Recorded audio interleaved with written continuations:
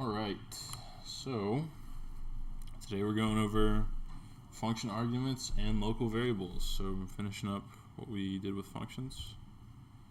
In our last lecture, we updated how we handle left values, and that allows us to do dereference assignments like that. We do have that one bug that, I did fix the bug that I mentioned in the last lecture, but we've still got this one case that doesn't handle properly, where we want to assign the value of a double pointer to, or get the address of a pointer and store it into the value of a double pointer. So that's not supported yet, but we'll fix that eventually. But we've been putting off functions for quite a while, so let's add support for function arguments. So here we've got this function Fred. It takes in an int x, it prints it, increments it by 1, prints it again, and then returns 20 plus x. We've got Bob that takes in 2 arguments and returns the product of them. And so we know what function arguments do, hopefully, so let's do it. And just to preface, this was probably the most fun I had adding a feature to the compiler, mostly because it was deceptively simple in the kinds of changes that we had to make. So the first thing that we're going to do is we are going to convert our global symbol table into a stack of local symbol tables, with the global symbol table on the bottom. And so that's going to represent different scopes that we have.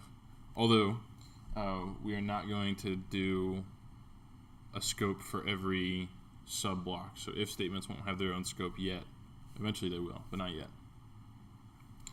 But yeah, right now it'll just be functions that have scopes. Oh yeah, whenever I was implementing like break and continue, I had to do it like a weird way because like scope things. If you had like a nested while loop, yeah. So that was kind of like difficult. Mm-hmm.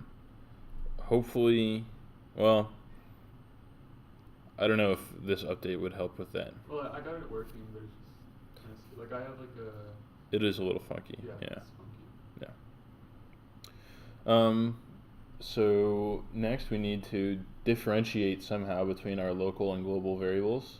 Like I just said, for now we're only going to have one layer of localness, so you're either going to have variables that are local to their own functions, and these are going to be function arguments, or they're going to be globals, which are going to be defined in the function body. And we're going to differentiate this inside of the symbol table entries themselves. And then finally, of course, we want to generate code that uses those local variables.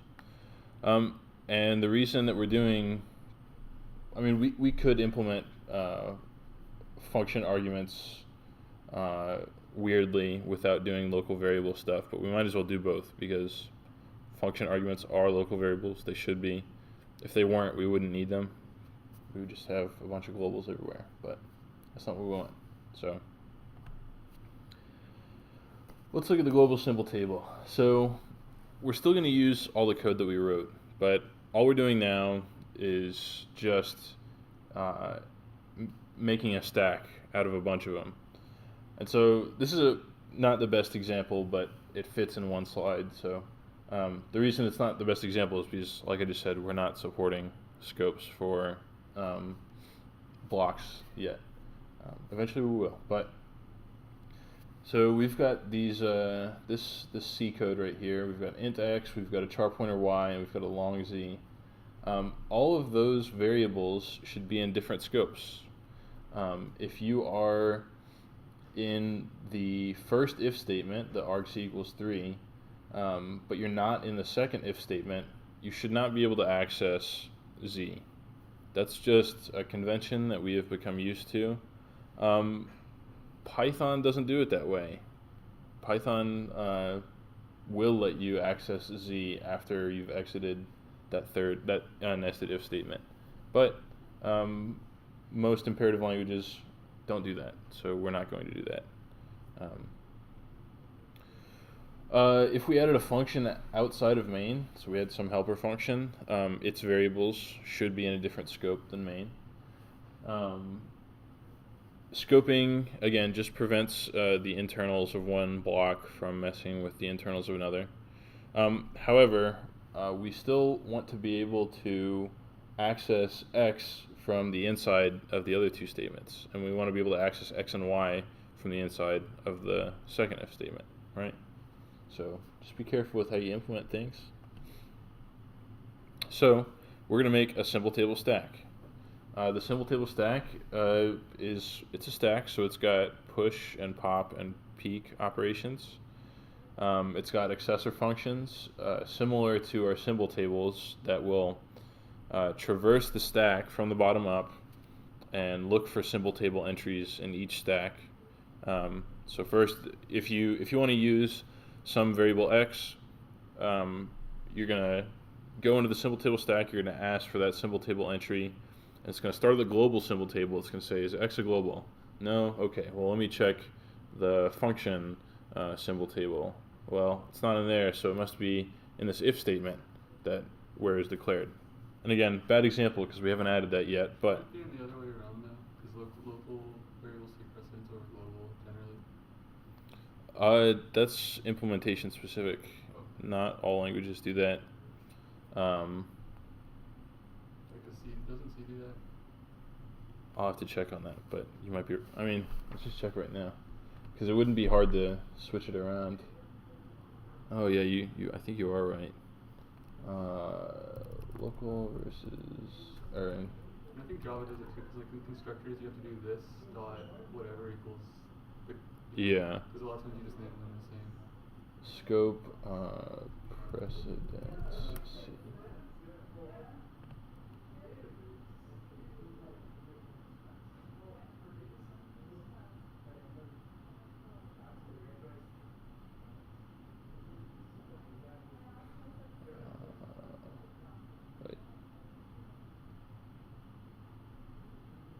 10. Yeah, okay, you're right. Then, yeah, I'll switch that around, but that's an easy switch. I just need to reverse the loop.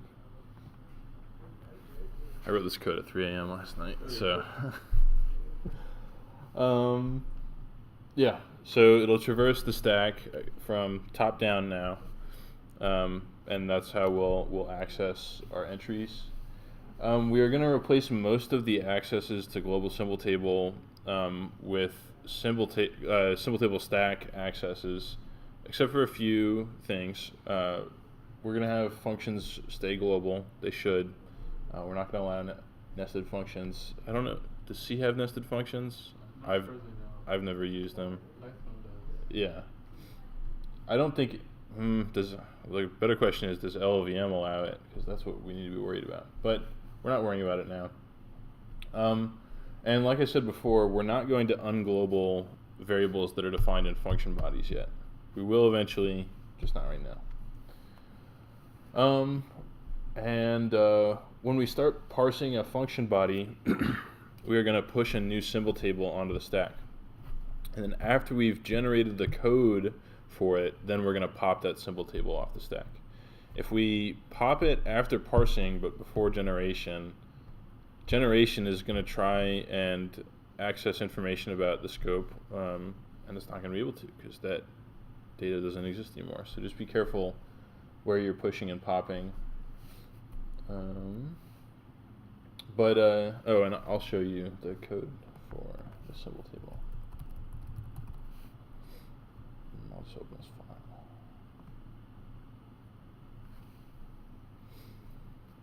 So, only thing I've changed is here. I've added a symbol table stack class. It's got a list of tables. It always starts out with 1, which is going to be the global symbol table. I should add a check here to make sure that the length of the list isn't 1, because we don't want to ever pop the global symbol table.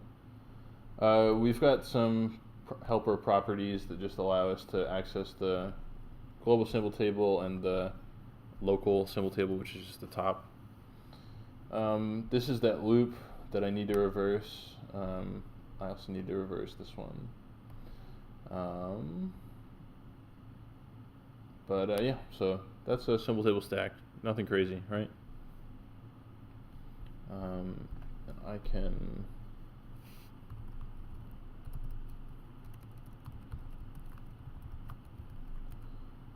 we can see all the places we replaced. Yeah, so whenever we're loading a global, now we're going to look at the stack, which doesn't make sense because it's a global, but I'm going to transition this code into a more general role in the future. But we're going to access it via the simple table stack. Storing global, same thing. Where else?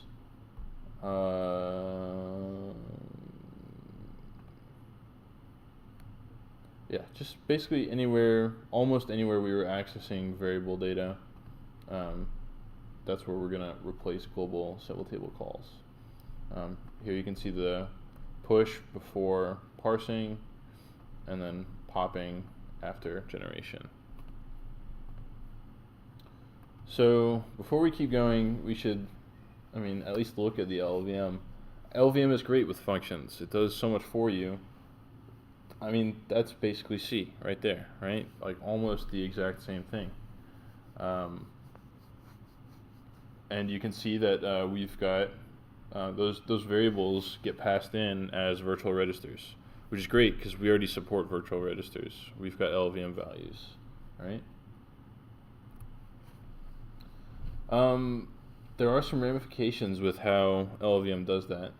So we don't need to call the function args by the names that the programmer gave them. So these don't need to be x and y. They could be 0 and 1.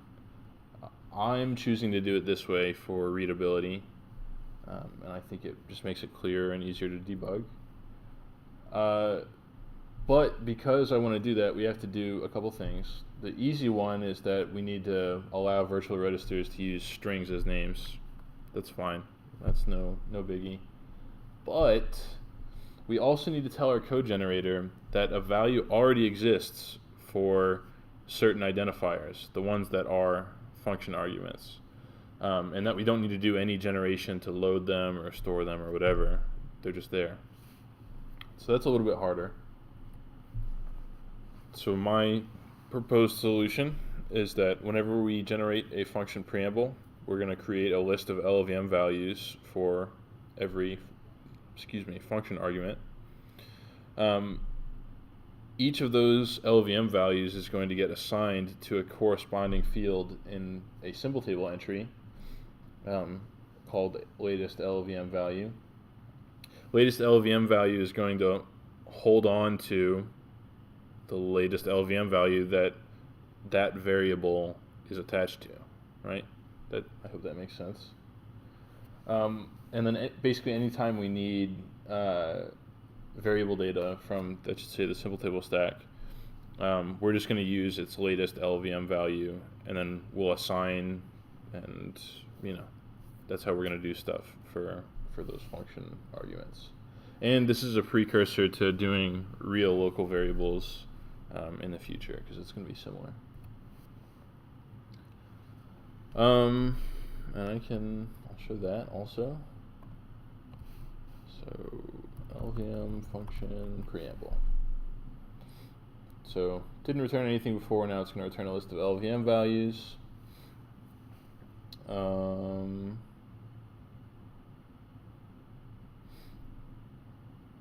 Okay, so this is the list. So for every argument name and the number object corresponding with it, I need to talk about parsing also. Let's assume everything's parsed properly, and I'll get back to it in a second. But these arguments, that's a dictionary that maps strings, variable names, to types, which in this case is always going to be numbers for now. Okay. We're going to create a new LLVM value. It's a virtual register. Give it the name, give it the number type, give it the pointer depth. Boom, done. Nothing crazy. Up here, this is just the updated printing. I've added so contents. So entry.identifier type, that is going to give us a function object. Do you remember the function and the number? There's function and then there's number, right? or this is going to give the function part, and I've added a new field to function that just takes in all the arguments of that function and spits out an appropriate LVM representation, comma separated, pointer depth, and everything. Okay, so that's that. Let me get to, what was the other thing? Latest LVM value. Yeah, I'm going to jump straight to parsing because I realized I forgot to put that in the lecture slides. So declaration.py. Okay. So when it comes to function declarations, the way we want to, the syntax for our parameters is just going to be the type name, the variable name, and then a comma if there are any more, and then recursively do that, or iteratively, or whatever. But it's just going to follow that pattern. And so it's not too complicated. It's just a lot of code. We're going to match our left parenthesis. We're going to create this arguments dict that I mentioned earlier. If we've already parsed an argument, then we should, and we haven't hit a right parenthesis, which is what this check is for, then we should match a comma, all right? We are going to match a type. We're going to match an argument name. We're going to add that to the dictionary, and then we are going to get the local symbol table, and we are going to stick a new symbol table entry in it with a brand new LVM value. This is the latest LVM value, so this is where we're creating it.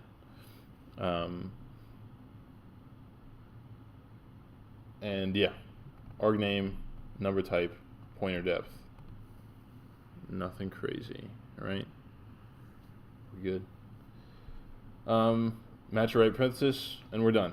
And now we've got the header of the function parsed. The symbol table entry for the function has a list of arguments, and right there, and we're good. So, and then we also need to check out expression, where we need to do a couple things. First thing we need to do is we used to have just one argument that we didn't use, but now we're going to have a number of expected arguments. And for every expected argument, again, match a comma if we've already parsed one. Otherwise, just append a binary expression. Cool. All right. So that's parsing. And now our function call AST nodes are going to have a list of past arguments. So there's no real way to get around that. You have to have some field that has a list. Otherwise, you have to cap it to like 3 arguments per function or something. Because we have. Should I just use a linked list on the left or something? Yeah, you could do that. I don't see any reason not to. It's Python, so I'm abusing the simplicity of it. But so the other things we need to change are anywhere we were checking for a semicolon or a right parenthesis to terminate a expression, we also need to check for a comma. That's what we're doing right here. And of course I've added a comma token. So parsing, we're good at that by now. We don't need to worry about that.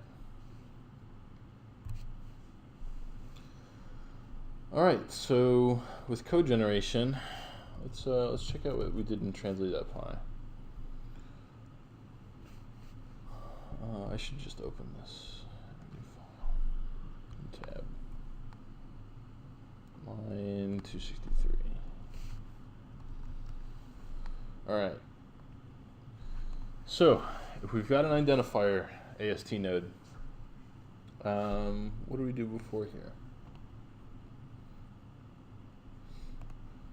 Okay, so we're checking explicitly for a global symbol table entry right here because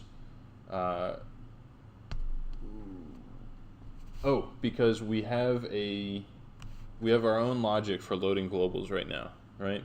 We already have that. We don't need to worry about it. But otherwise, it's in some local symbol table, which means it's not a global and LLVM, so we need to treat it differently. But the nice thing is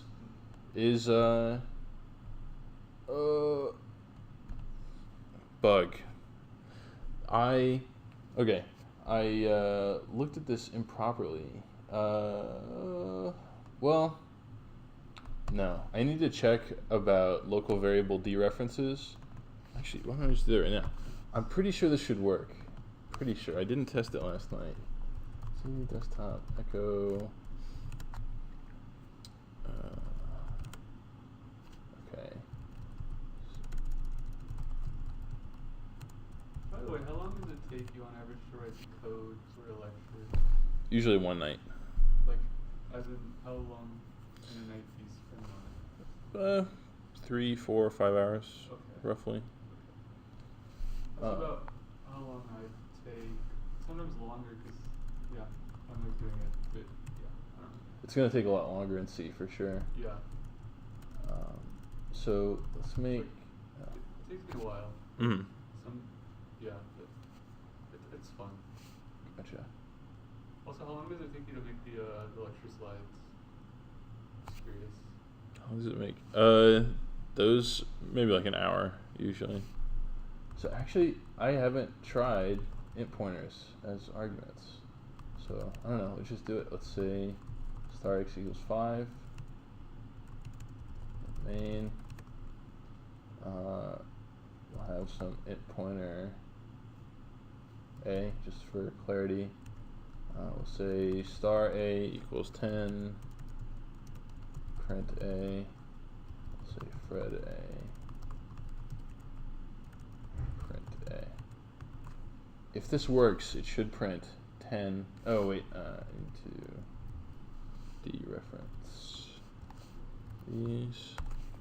So this should print 10, 5. Wait, I'm confused. Typically function calls should not change the value of the local. Oh, I see. It's a pointer. Yeah, that's. Let's see if Clang agrees with it first. Oh.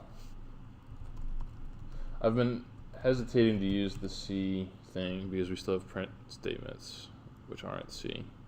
So until using C. I mean it's fine. Yeah. It doesn't matter. But we're not a true subset of C yet.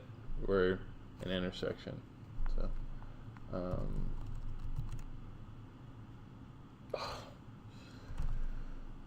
Okay. Test.c.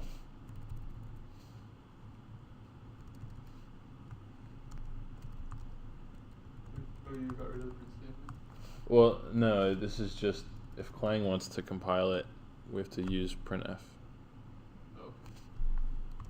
I'll change it back when I compile it. Oh, I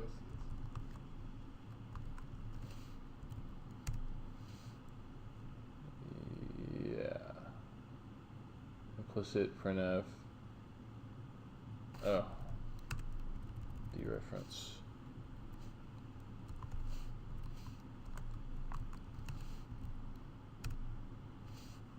Implicit non-void function.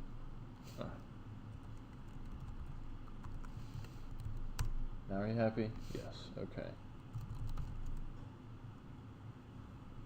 Okay. So, I mean, let's. Why does this not work for I? Oh. This is why.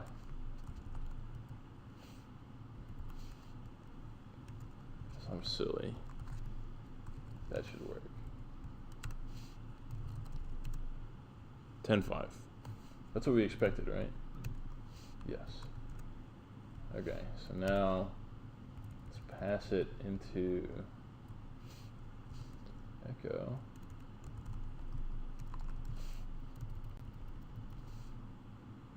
Unix is actually helping me a lot, like debugging, because it GDB. Yeah, definitely. If I didn't, like before Unix, I did not know about GDB. Like I could not do this project in C without GDB. So I just get like segmentation fault. I did purple without.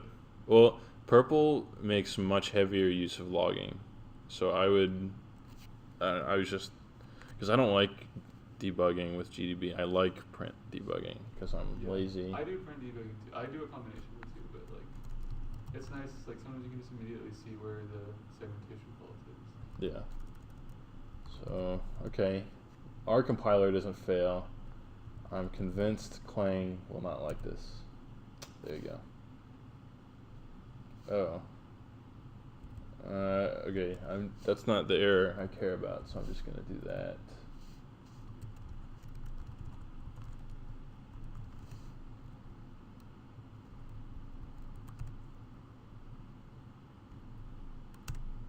Oh, no way.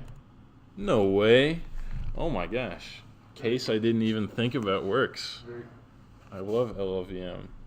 Okay, that was a fun detour. I'm glad we did that. Yes. And I'm glad that it worked. I would be annoyed if it didn't work. But it works, so whatever. What was I... Oh yeah, so this is what I was worried about. This works. We've got a reference to the latest LVM value. So we're good. The dereference thing is going to handle dereferencing for us. And all we need to do is tell it where that thing is stored. That's awesome. I love that. Okay, cool. Where else? Where else did we mess with translate? 272. 272? 280. 280. Okay. What do we change? Oh, yeah. So same thing. If we're storing a global, make sure it's actually a global. Otherwise, we're going to store a local. And this is where I was like, oh, this is so cool. Because if we look at store local, look at that. We don't need to generate any LLVM for that. We just put whatever value that we computed into the latest LLVM value of that variable. That's wonderful.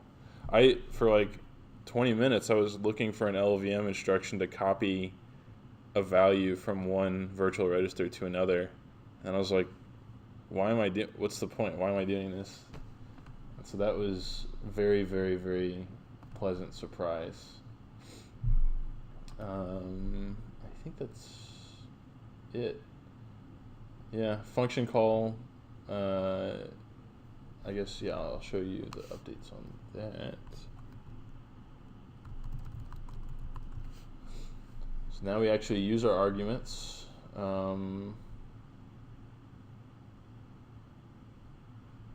Remember that you have to pass in the types of arguments also, which is weird because the types get passed in when you pass the arguments anyways. I don't know why it wants us to do that, but it does, so whatever. And yeah, so that's just LVM generation, nothing crazy. I hate string manipulation in C. Like, this coding that in C looks annoying. Honestly, I like it better. You do? F strings are okay, but like I get why they're good, but one thing, like I don't know, just with like how printf works, like printf makes sense to me. I like printf, just like there's joy in like anything where there's variable length strings.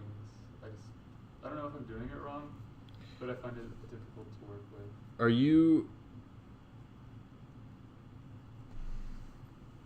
you adding strings together when you're printing them out? I'm like, sometimes like I just have to like malloc and then loop through and set each position. I don't know. So the way I did it, I can probably find this. What did I just download? I didn't download anything. So I guess let's look at my purple source code. Because like anything where there's like that join function, like there's a variable length, You said join? Yeah. Oh, this one. Or like both of them. I just Yeah, I yeah, can see. I don't know. It's just annoying to work with. yeah. This specifically, yes, is annoying. I thought you meant just like printing in No, no, no. general. I mean, Okay. that's fine. Actually, I've grown to really like printf.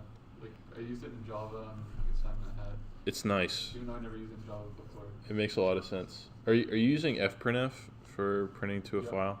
Okay. Cool. And then I recently learned sprintf. Yeah. For Printf printing the is strings, yeah. really nice. It is really nice. So I'm It- learning a lot from this project, which I love. That's awesome. I'm glad you're learning a lot. What else? Yeah, passing those, and that's it. That's it. And for LLVM, there are a lot of tiny changes. Basically, I changed all the int value calls to register name, and register name is this new property I added inside of LLVM value that says, is there a string available to print out? If not, print out the int value. So that handles all of our, is this register, is it numbered or is it lettered, you know?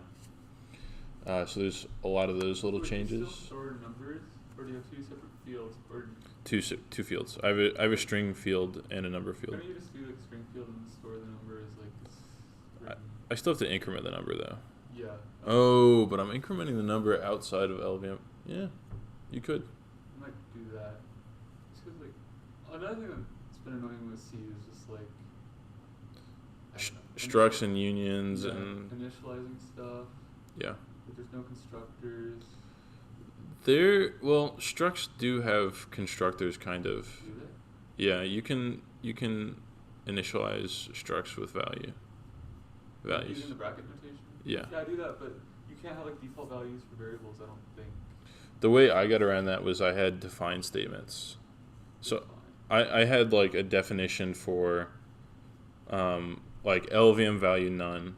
That was its own, like I would initialize that up in, a header somewhere, and then I'd just be able to use LVM value none in my code everywhere, and that way I wouldn't have to manually create. It's still creating those structs. Right. It's just not me typing it out.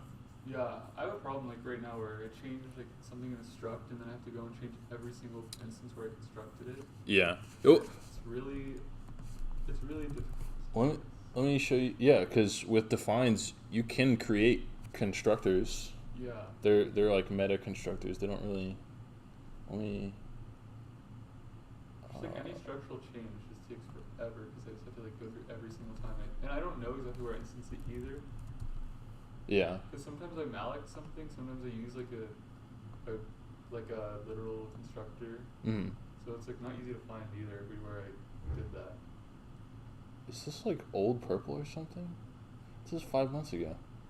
Where is like anything? Where's my LVM value? Oh, that makes sense. I forgot about head files. Yeah, so LVM value null Oh. That's does pretty that cool. does that for me.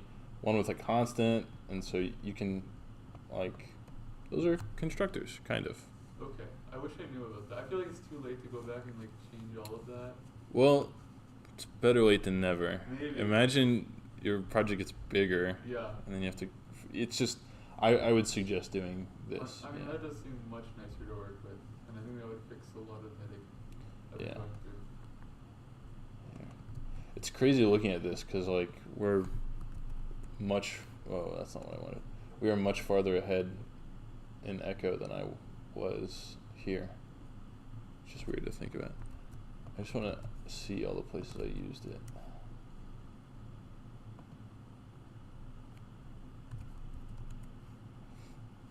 Yeah, so whenever I do a binary arithmetic, I pass in a struct that I'm creating on the fly, and so yeah.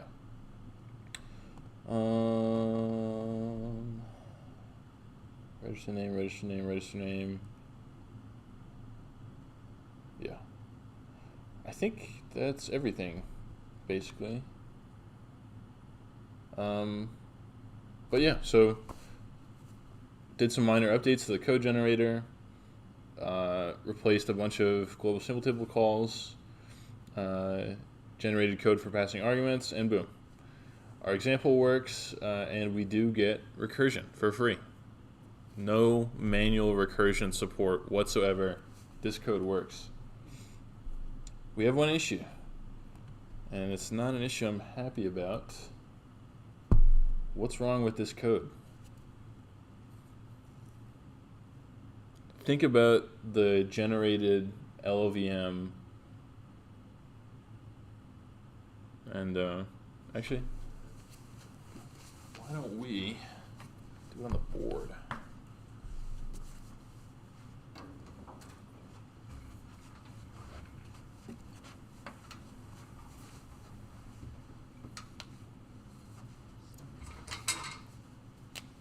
All right, so first thing we're going to do is we're going to generate the function header, right?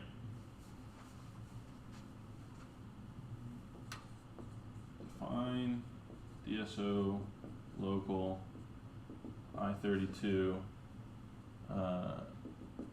iterative fact I32 register X. Okay. We said that int y, so that's going to be a global, right? Because we said we're keeping stuff in the body global for now. So that'll be at y, whatever. Not worried about that. So y equals x minus 1. We need to do some code to compute subtraction, and we're going to do sub %x, because that is the latest LVM value, right? Comma 1. That's going to go into %1. That's our virtual register, right? And then we are going to store I32 %1 into global variable y, right? Okay. We're going to generate a label, L1, and so this is going to be where we compute our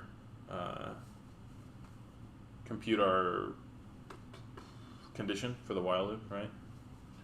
So let's just say that %2. There's no pass through in LLVM, right? Pass through? Like, you have to do a jump to label 1 somewhere. Yeah, I'm not doing like exact one-to-one, just pseudocode but close so that you can find the issue that pops up. Let's say that %2 is going to contain the condition value. Okay. We're going to have L2. This is going to be the body. We're going to have L3, which is the end. And so at the end, we'll have ret something. And so, we'll jump conditionally to L2 or L3. Here we'll have an unconditional jump to L1. Is it making sense so far? So let's compute the body. Let's say x times y, so that's going to be a multiplication, I32. What's the latest LVM value for x? Is it 1? We didn't store 1 into x, though. We stored it into y. Oh, this is just the global x. That's right. Or shouldn't it be? Oh, I see. But what are we going to store this into? We're going to store it into we're gonna do this because that's how the compiler works right now. We're going to store it into %3. Shouldn't you start into x? You can't. Why not? Virtual registers are read only. Oh. We'll say %4 equals sub. I see the problem there. That's right. Y1 store %4 into y, and then we loop. Well, y is fine. It's a global. It gets updated properly, but x doesn't. It gets into this %3 thing. %3 never goes anywhere. So you have to update the latest value for x 3? You could do that, but it would only work in this case. In more complicated cases, that would fail.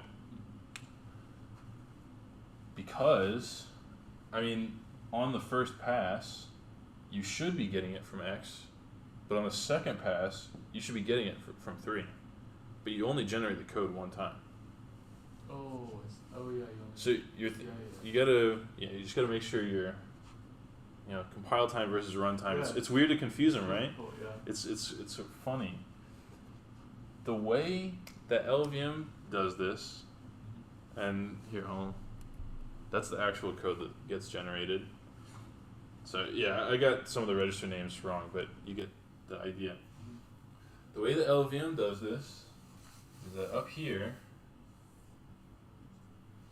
it's going to allocate an I32, or it's going to allocate space for every single parameter for the function, and then it's going to immediately store %x into this thing, and then now this gives you a virtual register. It's a virtual register pointer, so it's harder to deal with now because we have to load and store and stuff. But now we've got one register, store into it, load from it. Great, that works. I didn't want to write that last night, so I didn't. And also, we're 45 minutes in, we're almost done with the class, right? So I felt like that was appropriate to leave for another time, but Can you do that for next lecture? Or? soon. I don't want to definitely say next lecture, but soon. So that's a fun bug, and it's interesting to think about, and it gets you thinking about scopes and compiling, and so yeah. What if you could also do like, no, that's never mind. One thing to note though is that for a proper programming language, you don't necessarily need non-read-only function arguments. Most functional programming languages, you get an argument in a function. You can't change it. You deal with it. Python strings. If you have a function that only takes in strings as inputs, those are immutable.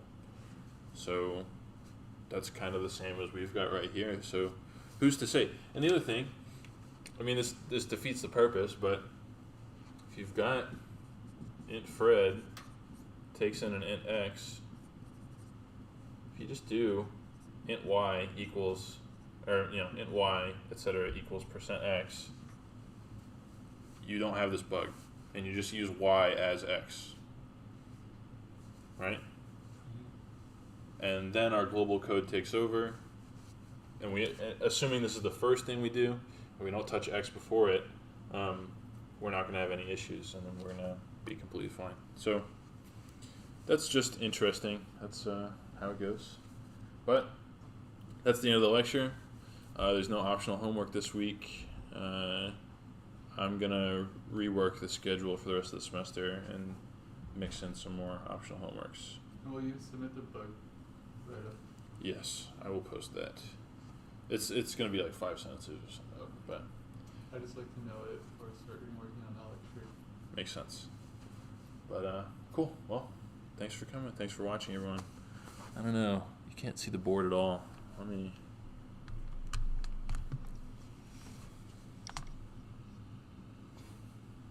That's awful. I'll like upload a picture to the Discord or something. All right. Thank you. Bye.